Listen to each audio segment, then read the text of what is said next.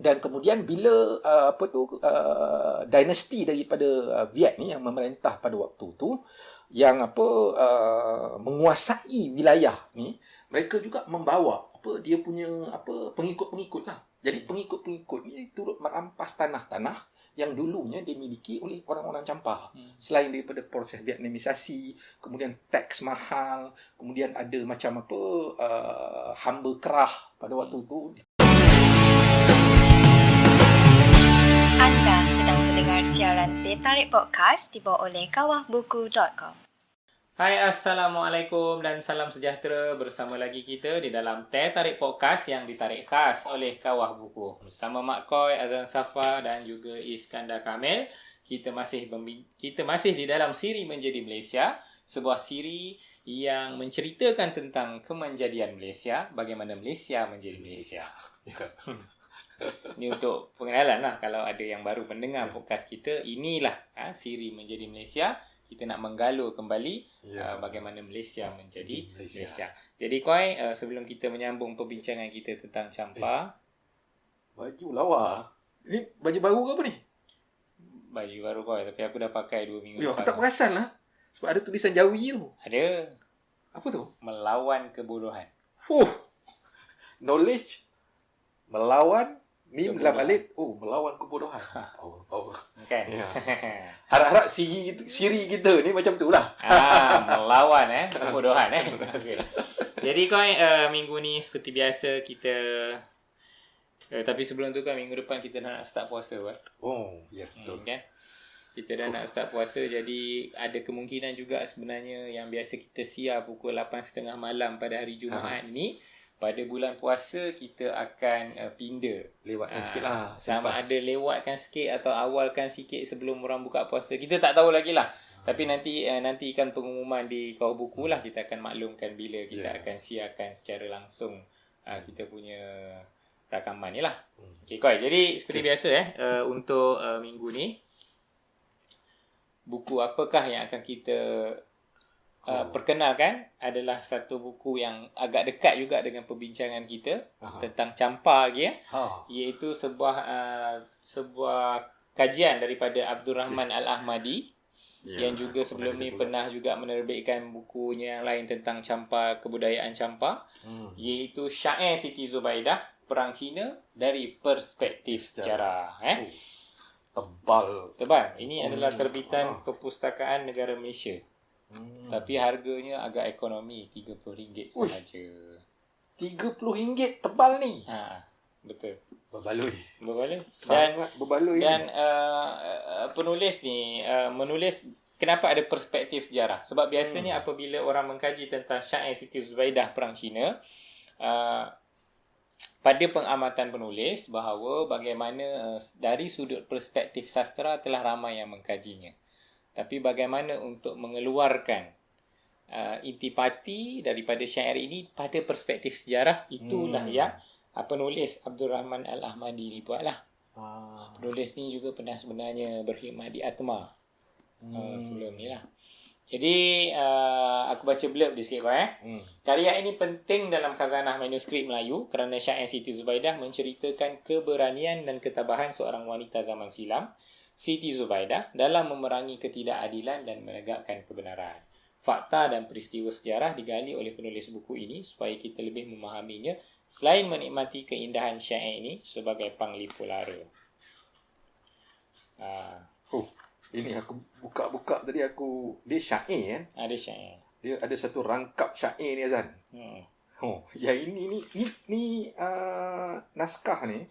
Syair Zubaidah ni tahun bila? Tahun bila ni Sebab naik ni. Dia punya, aku bacakan dia punya syair ni. Raja Kembayat, orang tak tentu. Kita pula dikata begitu. Berat sebelah bicaranya itu. Makan suap sudah tertentu. Jadi makan suap, rasuah, korupsi sudah ada dalam itu yang aku tanya tu. Ni Syair Siti Zubaidah ni. Tahu tak dia punya tahun bila tu? Kalau tahun lama maknanya makan suap, rasuah, korup ni bukan sesuatu yang baru juga kan dalam alam pemikiran lah. Budaya kan. Sebab biasanya bila kita membaca teks-teks tradisional Melayu ni, agak susah juga untuk kita mencari ketepatan daripada sudut kaedah sejarah moden lah. Kalau sejarah moden ni kan dia bersifat empirical, pembuktian, ada periodization ataupun tahun-tahun dia, kemudian nama-nama dia tu apa semua, kemudian peristiwa-peristiwa yang berlaku, itu semua perlu dipastikan dia punya kesahihannya lah. Tetapi kalau daripada sudut idea, teks tradisional Melayu, hikayat, syair tu untuk aku antara yang terbaik lah. Kalau untuk sejarah moden tu mungkin kita perlu lebih teliti dan berhati-hati untuk membaca. Kena check dulu, cross check kan. Tapi kalau daripada sudut idea tu, aku rasa sangat bermakna lah, sebab terkandung di dalam ni pemikiran, idea dan juga budaya pada waktu tu. Tadi kau tanya manuskrip ni agaknya pada tahun mana ni yang aku duk cari-cari tadi. Sementara kau duk bercakap tadi, aku rasa dia dalam lingkungan kurun ke-14, dalam 1340. Kurun ke-14. Menarik ni sebab kurun ke-14, kalau kurun ke-14 dah ada istilah makan suap. Tu menarik. Cumanya biasanya kalau dalam kajian naskah-naskah tradisional ni, biasanya orang cek manuskrip tu lah, dia punya manuskrip tu adakah ada perubahan daripada salinan. Sebab kan dia disalin. Sama ada penyalin itu mungkin ada mengubah istilah, huruf dan juga perkataan lah. Kan, sebab tu kadang-kadang manuskrip tu penting, nak cari manuskrip asal dia tu. Cuma yang aku berkenannya adalah di awalnya inilah kisah satu cetera, ceritanya Raja Kembayat Negara. Kerajaan besar tiada terkira, banyak raja-raja tiada setara. Jadi Kembayat Negara ni sebenarnya yang timbulkan perbincangan yang aku cakap kenapa dekat dengan perbincangan kita. Kerana sebahagian daripada kajian-kajian yang disebut ini, Kembayat Negara itu adalah merujuk kepada Campa. Sebab itulah di antara ini di antara yang ini adalah contohnya gambar-gambar Puteri Campa daripada pahatan batu petikan daripada John Boisille. Perancis nama Perancis ni. Perancis kan. Dan ada juga satu lagi ilustrasi yang dipetik juga, yang dimuatkan di dalam buku ni adalah satu ilustrasi yang memuatkan bagaimana tentera Campa bertempur dengan Khmer. Itu yang episod lepas tu.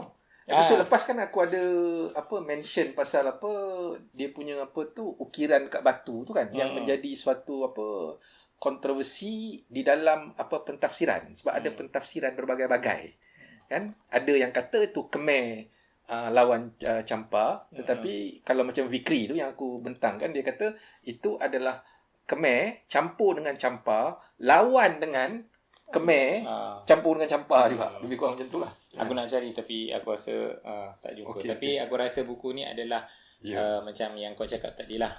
Aku rasa buku yang sangat baik dari sudut syairnya untuk mengkaji dari sudut estetika, keindahan syairnya, juga tapi dari sudut ideanya. Untuk meneliti idea dan pemikiran masyarakat pada ketika itu. Aku rasa untuk meneliti syair Siti Zubaidah dengan keindahan bait-bait syair ni membuatkan kita mungkin lebih seronok dalam mengkaji tapi ini menarik lah. Sorry, kita ambil masa sikit lah. Bila aku baca ni, dia dah ada macam konsep pembezaan daripada sudut feudal. Aku tengok baca. Terlalu suka permaisuri, kasih dan sayang akan puteri. Zubaidah itu tidak digemari sebab tak sama bangsa sendiri. Jadi ni, adakah bangsa sendiri itu keturunan ataupun bangsa yang kita fahami sekarang? Kalau mengikut pentafsiran penulis, kebetulan pula kan. Kalau mengikut pentafsiran penulis, apabila Zainal Abidin ini untuk anak kepada Darman Shah. anak kepada Darman Shah ni, Aha. dia berkahwin dua kan. Dia pergi mengembara, cari isteri, dia jumpa dua. Salah seorang, aku lupa nama isteri dia yang seorang lagi, tapi yang seorang lagi ni Zubaidah.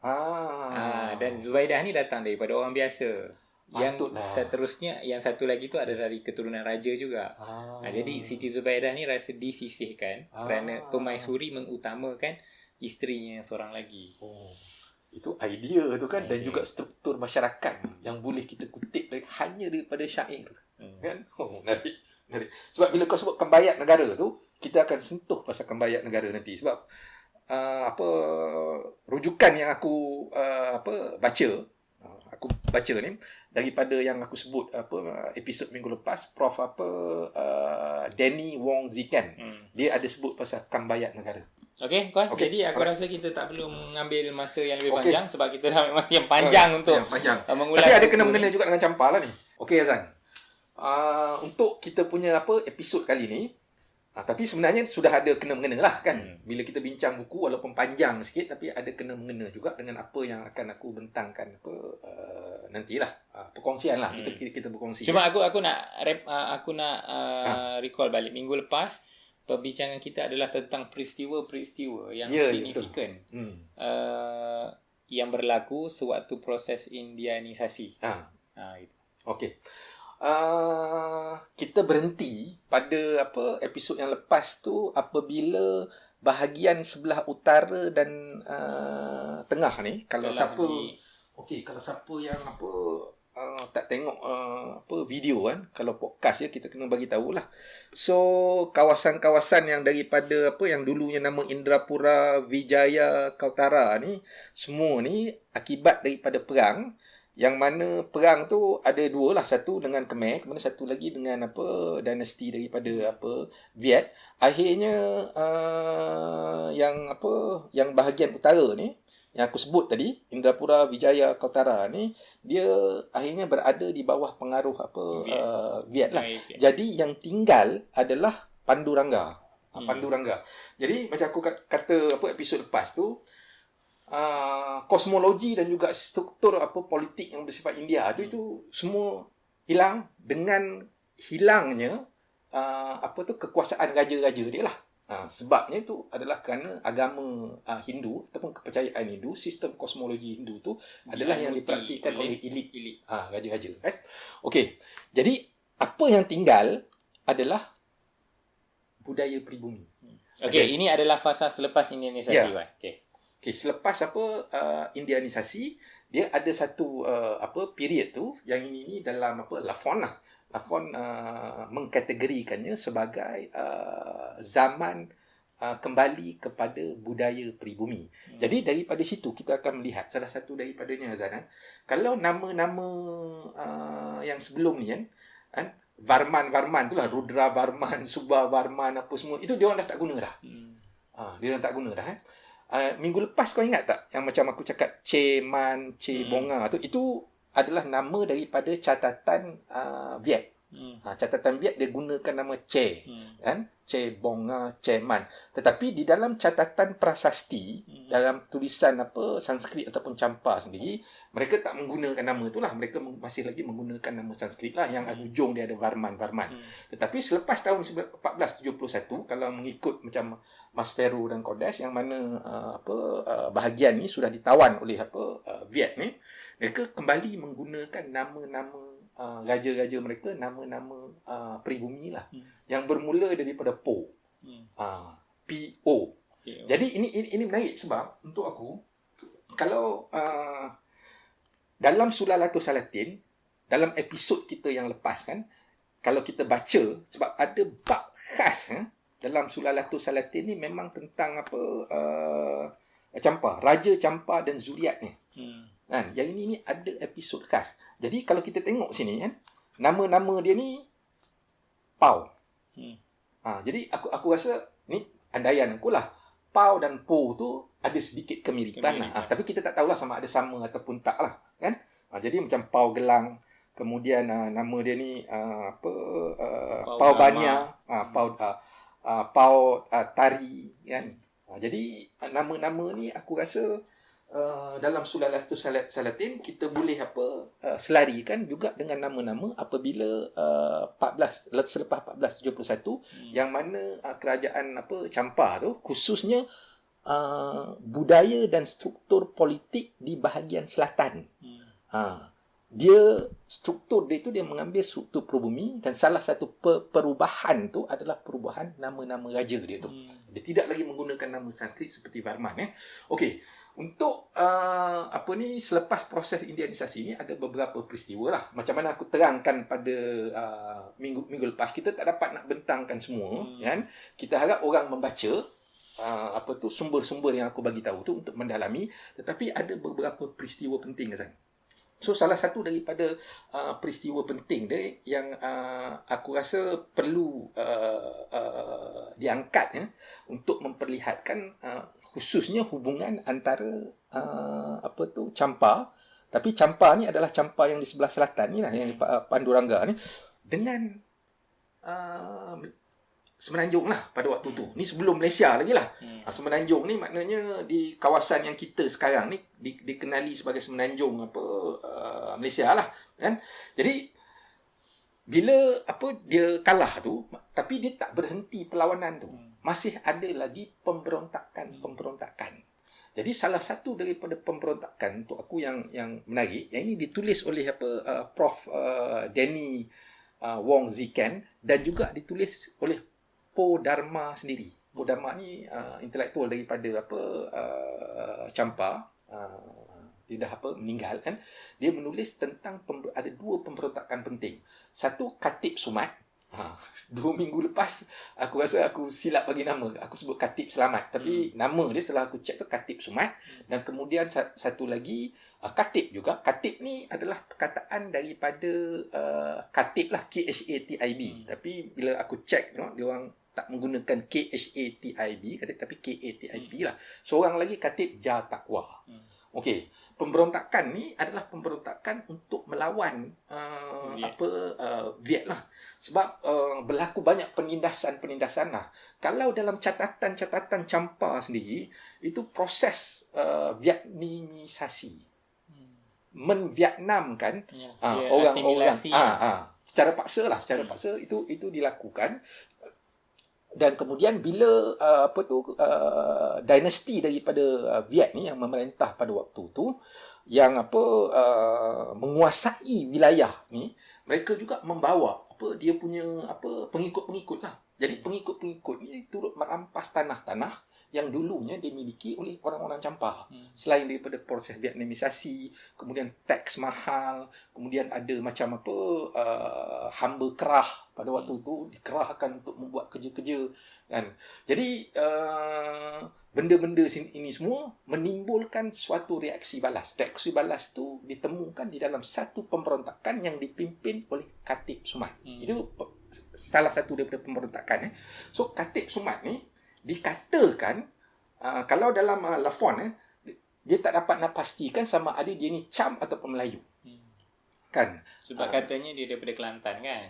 Sebab dikatakan, tapi dalam Po Dharma kata dia ni Khmer Muslim. Khmer Muslim. Tetapi Khmer Muslim ni pun pada waktu tu aku rasa konsep-konsep yang macam ni, Khmer Muslim macam kita susah untuk kita tafsirkan macam mana pada waktu tu dia berfikir melihat diri dia tu. Kena baca syair Siti Zubaidah. Itu. Baru kau dapat tahu kan. Pemikiran dan idea. Pemikiran dan idea tu aku tak dapat nak bayangkan pada waktu je. Tapi itu ada ikatan dia dengan Semenanjung sebab dikatakan Khatib Sumat ni mendapat pendidikan dia di Mekah, tapi Mekah tu adalah Kelantan. Kelantan. Jadi dia mendapat pendidikan semua di Kelantan. Tapi aku rasa lah ni andaianku, kemungkinan dia orang Cham pada waktu 1471 tu apabila dia orang kalah kan, dia pelarian dia, sebahagian daripada pelarian tu dia pergi dekat sebelah selatan Cambodia lah, selatan Vietnam pada waktu tu. Jadi pada waktu tu dia dalam kerajaan Khmer lah, tapi aku rasa kemungkinan besar dia orang Cham juga, tetapi Cham yang duduk di sebelah Cambodia. Kalau dia bukan cam. Aku rasa mungkin susah dia nak mempengaruhi daripada sudut bahasa. Kau perlu mempunyai bahasa yang lebih kurang sama dengan penduduk tempatan untuk mempengaruhi mereka melakukan pemberontakan. Kan? Jadi dia punya hubung kait dengan Malaysia ni, sebab kita kan menjadi Malaysia ni, salah satu daripadanya adalah dia belajar di Kelantan. Dan satu lagi yang menarik, kalau menurut Prof Danny Wong Zikan ni, adalah juga ini ada masa Khatib Sumat ni lah. Masa Khatib Sumat melakukan pemberontakan tu, terdapat bantuan ketenteraan.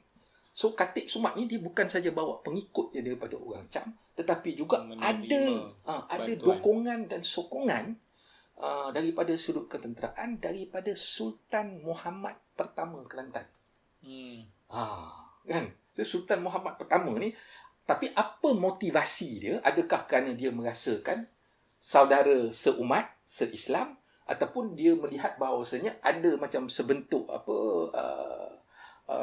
sebangsa ke apa, itu aku rasa kita tak dapat nak jawab lah. Sebab kita tak menemui penemuan-penemuan untuk membuktikan dia punya perasaan kenapa dia membantu. Tapi kemungkinan kita boleh buat andaian ada ikatan-ikatan yang mungkin bersifat keagamaan yang mendorong kepada Sultan Muhammad I pada waktu itu untuk memberi bantuan kepada Khatib Sumat. Tetapi Khatib Sumat ni, waktu dia melakukan pemberontakan, dia memang menggunakan Islam sebagai sumber budaya lah. Islam sebagai sumber budaya di dalam konteks ideal di dalam melakukan perlawanan yang bersifat jihad. Kalau dalam beberapa bacaan yang aku baca tu, ada dua bacaan pertama. Satu Danny Wong Zikan, Prof Danny, kemudian satu lagi Prof Po Dharma lah. Kedua-dua ni memang mengungkapkan bahawa ada unsur-unsur jihad pada waktu tu untuk melawan Vietnam yang dilakukan oleh Khatib Sumat dengan dibantu oleh Sultan Muhammad I daripada Kelantan. Okey, malangnya Azan, mereka kalah lah. Walaupun ada dia punya motivasi yang bersifat jihad,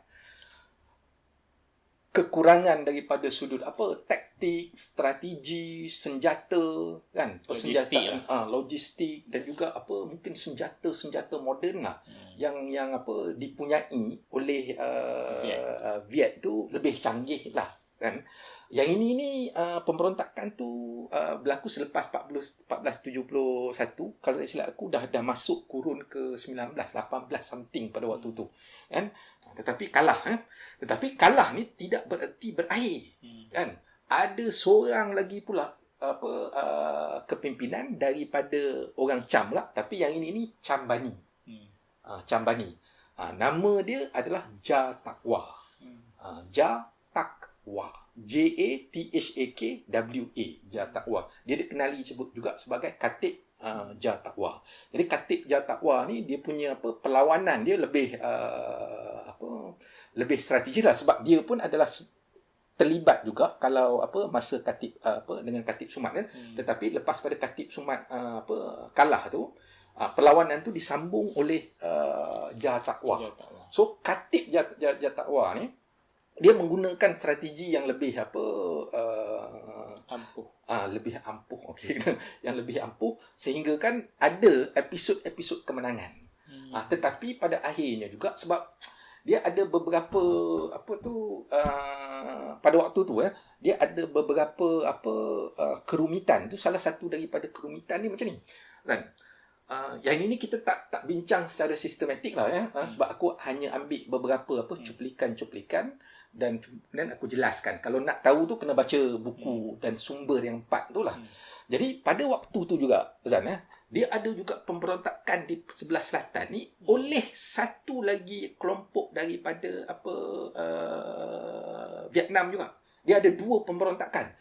Yang ini dinasti daripada Viet kan. Dinasti daripada Viet. Kemudian dia berlawan ni dengan beberapa kelompok daripada Cham, daripada Padurangan ni. Tetapi pada masa yang sama, yang Viet ni pun dia bukannya dia bukannya solid satu. Ada pemberontakan daripada dia juga, daripada kelompok dia, iaitu pemberontakan Tai Son. Pemberontakan Tyson ni kalau 2 minggu lepas kan kita bincang pasal pemberontakan petani. Pemberontakan petani kan yang James Scott. Weapons of the Week. Weapon of the Week tu. Yang ini ni Tyson ni adalah orang Viet tetapi melawan dia punya dinasti yang memerintah tu. Kalau tak silap aku Nguyen ke apa, aku tak pasti. Dan pada masa sama ada satu lagi dah selepas pada itu daripada gubernur di kawasan selatan ni. Kawasan-kawasan sebelah Saigon ataupun Ho Chi Minh City lah sekarang ni. Jadi yang ini ni satu ni kalau siapa tengok video di sebelah selatan ni ada pemberontakan Vietnam melawan kerajaan Vietnam. Di tengah-tengah ni Pandu Rangga ni adalah orang-orang Cham. Pemberontakan Khatib Sumat, kemudian pemberontakan Khatib Jatakwa. Jadi dalam keadaan yang macam ni, kedua-dua pihak ni saling menggunakan peluang dan orang Cham ni ada masanya dia orang ni sebelah dengan pemberontak ni, ada sebelahnya dia orang bersama dengan kekuasaan dinasti Viet, ada ketikanya pula dia orang ni independen dan melawan Viet ni. Jadi kita tak dapat satu sejarah yang jelas, tetapi perlawanan tu adalah perlawanan yang berbagai-bagai. Tetapi ini juga pada akhirnya dia mempengaruhi sebab macam yang kita bincang minggu lepas tu, dia tersudut. Sebab ada dua kekuatan ni kapit. Dia dikapit dan pada akhirnya yang menjadi mangsanya adalah orang-orang Cham. Dan pemberontakan daripada Khatib Jatakwa, iaitu orang daripada Cham Bani, pada akhirnya walaupun dia dapat melakukan perlawanan yang panjang, tapi pada akhirnya dia tewas, ditangkap. Dan kalau ikut catatan-catatan daripada Cham punya catatan-catatan tu, itu mayat dia tu kan, kalau kita pernah tengok perlawanan Tok Janggut di Kelantan tu, dia lebih kurang macam itulah. Mayat dia tu dihina, dia punya perut dia tu ditoreh sampai terburai dan kemudian digantung. Lebih kurang macam itulah. Maknanya tidak ada sebarang penghormatan tetapi penghinaan yang dilakukan kepada mayat Jatakwa lah. Dan ini pada akhirnya 1835 lah kalau mengikut Prof Wong Ziken Danny Wong Ziken Danny Wong Ziken kata pada tahun 1835 mula-mula dia hilangkan Indrapura Wijaya, kata Pandu Rangga pun pada itu, dan itulah adalah abad kurun ke-19 itu adalah antara tahun ni, antara kurun yang kita ingat bahawa sejarah campa ni terpadam daripada peta dunia lah. Ya. Tetapi macam aku katalah, dia bila aku tengok ni dia ada keterikatan sebab salah satu daripada sebab kenapa Sultan Muhammad satu daripada Kelantan ni memberi bantuan tu, salah satu daripada sebabnya dia ada mitos. Mitos apa? Mitos dia percaya bahawasanya dia adalah daripada keturunan yang sama dengan orang Campa, daripada Po Rom. Dia ada satu raja daripada Campa ni dipanggil Po Rom. Aku tak tahulah macam mana pronunciation ni dia kan, sebutan dia Rome ke ataupun Rom. P-O-R-O-M-E. Po Rom. Dan Po Rom ni dia pernah tinggal di Kelantan bertahun-tahun. Dan susu galuh istana Kelantan sekarang ni, kerajaan dinasti Kelantan ni daripada Long Yunus. Dan Long Yunus ni menurut hikayat Kelantan asal muasal dia adalah daripada keturunan Po Rome. Jadi nampak tak dia punya keterdekatan antara Campa dan juga sebahagian daripada Semenanjung, iaitu wilayah yang sekarang ni Malaysia lah. Ada dia punya ikatan daripada susu jalur sejarah yang panjang. Cuma aku ada persoalan lain. Itu aku tak tahu kita akan bincangkan dalam episod ni ataupun episod akan datang. Ialah tentang bila kau sebut tadi, di antara selain daripada mitos tu, antara kita cakap tadi adalah kemungkinan juga perlawanan dia tu di atas nama jihad. Dan kenapa Sultan Kelantan memberikan bantuan adalah disebabkan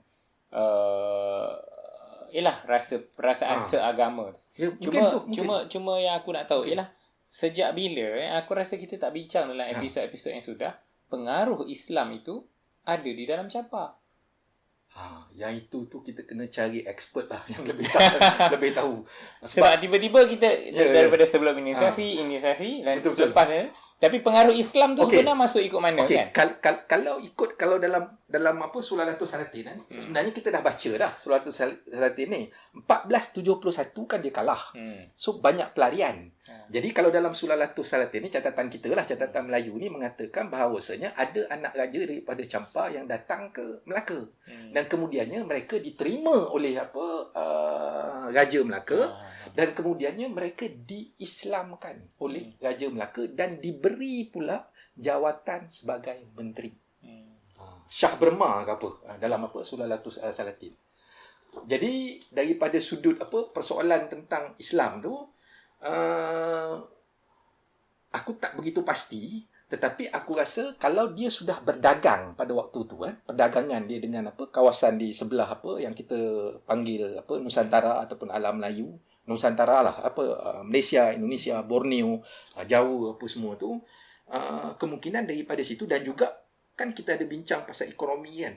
Dia punya kayu gaharu dia tu. Kayu gaharu dia tu ada pedagang-pedagang daripada Arab yang datang mungkin daripada abad yang ke-10 lagi ataupun abad ke-11, aku tak begitu pasti. Tetapi pertemuan-pertemuan ini memungkinkan ada idea-idea daripada Islam masuk. Tetapi yang menariknya untuk aku ni, raja-raja daripada Padurangga ni, kawasan sekarang ni Panrang ni, dia memang ada kaitan yang sangat dekat dengan salah satu daripada wilayah kita di Malaysia ni, kan, iaitu di Kelantan lah. Okey kan, jadi aku rasa cukup kot untuk perbincangan kita sewaktu di era dia kembali kepada peribumi punya kebudayaan kan. Dengan peristiwa-peristiwa yang signifikan, pemberontakan daripada